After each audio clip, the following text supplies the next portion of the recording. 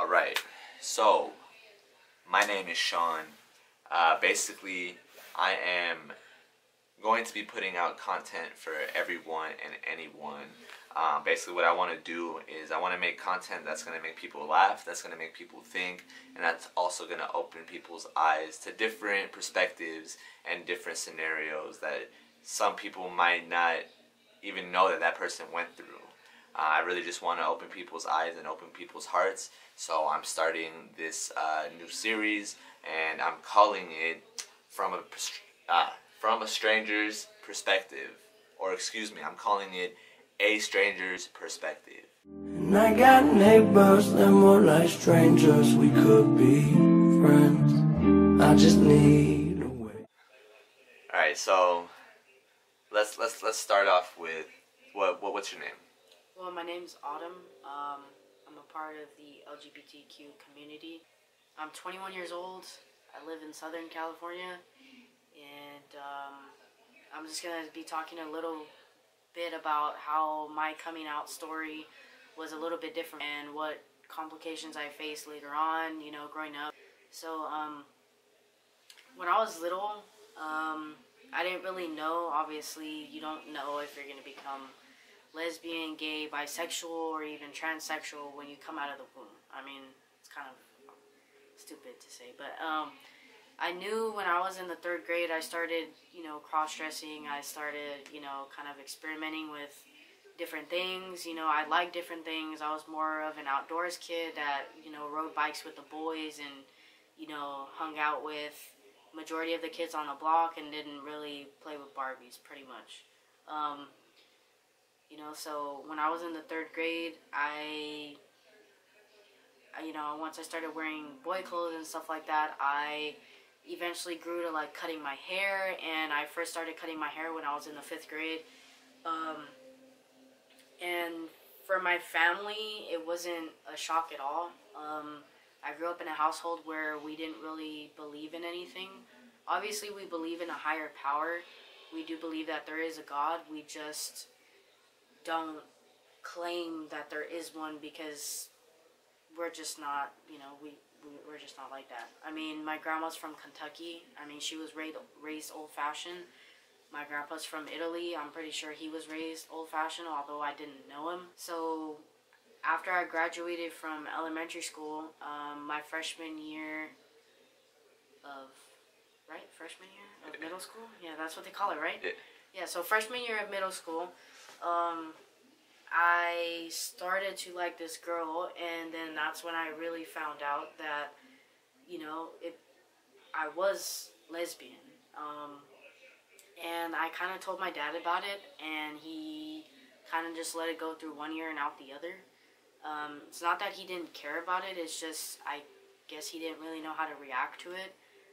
It didn't bother him too much, and, ever since then, I've been accepted by everybody that I know. I have a twin sister, and she knew I was like that before anybody else knew. She, back in the day, my sister was my rock, so she knew that I had like a 5th grade little crush on one of my LA's best coaches, and she just didn't really care. Damn, bro, it's hot in here. You want to open the window? Yeah, I'm a little nervous.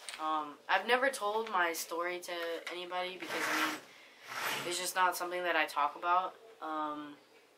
Some people's stories are much complicated than mine, and I'm really thankful that I've had it easy as I have.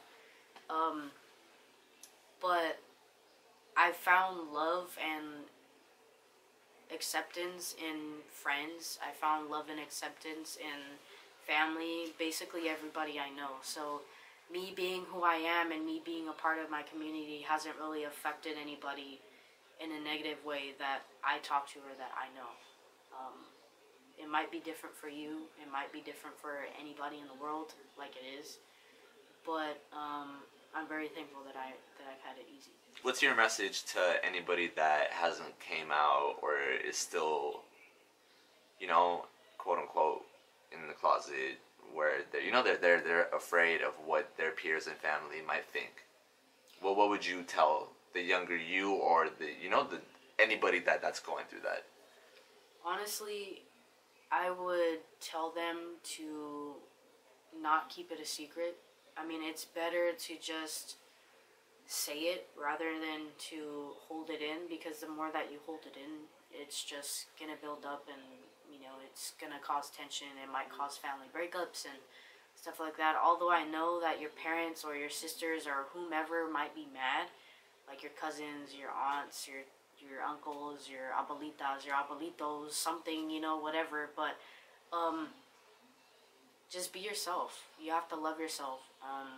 And the first step of loving yourself is realizing that other people should love you for who you are, and that's been one of the biggest, I guess you can say, quotes that I live by. First of all, you can't love anybody else if you don't love yourself. Just, I don't know, bro. It's just all about self-acceptance and self-love. What kind of struggles have you faced with like self-love and self-acceptance, going through everything that you've been through in your life? Well, as far as being a part of the community that I am, I haven't really faced any struggles. It's been really easy for me. But as far as like my self-love, that's like a whole different ballgame, bro. It's just like, yeah, I haven't faced any struggles. I mean, that might be hard for some people to believe, but I mean, I do know that there are people that go through so much on a day-to-day basis, like with their family members or your mom or your dad. But for me, I just didn't go through that. I've always had love for myself, and I know that people around me have always had love for me, even if I am the way that I am. Right. It's just, I'm a human being just like everybody else, and everyone that's in my circle, they understand that. So that's awesome, man. What have you learned about yourself through growing up and through self-realization and self-love? Like what has self-love taught you? Self-love has taught me quite a bit. It's taught me to stand your ground in every aspect. It's taught me, that you have to put yourself above everything or anything else. And you just have to have faith and hope that, like, that will always remain the same. Yeah. Like, you love yourself and you respect yourself and, you care about yourself.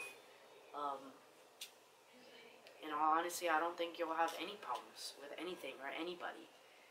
And I feel like this is kind of jumping off topic, but I feel like the world, because we live in a society where people are getting judged based on what they look like or how they dress or, wherever they're from, say, their race or, their political beliefs or stuff like that. I mean, we live in a world where everything is being watched, everything is being criticized, and, I mean, it all starts with you.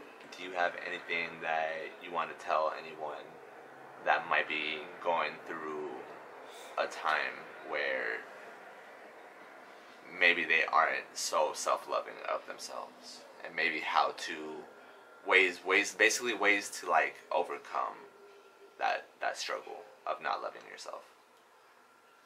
I would say that you have to surround yourself with love to